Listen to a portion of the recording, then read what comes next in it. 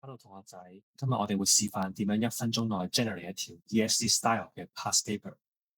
首先我哋撳右上角，就會入到我哋主頁。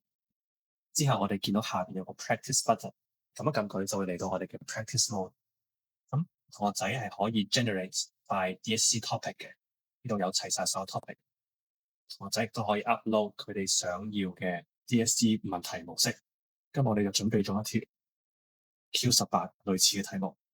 咁我真係可以揀難度，亦都可以揀 cross topic，係維持翻呢個 topic，都可以揀一啲 custom instructions，例如請用中文回答。好啦，咁我哋見到幅圖已經 generate 好啦。右手邊幅圖就係問題嘅 initial state，咁幅圖咧係會隨住同學仔嘅 input 而更新嘅。例如，如果我輸入 A 等於，你會見到幅圖會俾一個即時嘅反饋，大家同你講啱定係錯。咁如果同學仔真係想睇答案咧，亦都可以撳呢個 solution，有一個詳細嘅答案俾大家嘅。今日嘅介紹就到呢度為止啦，希望大家有用啦。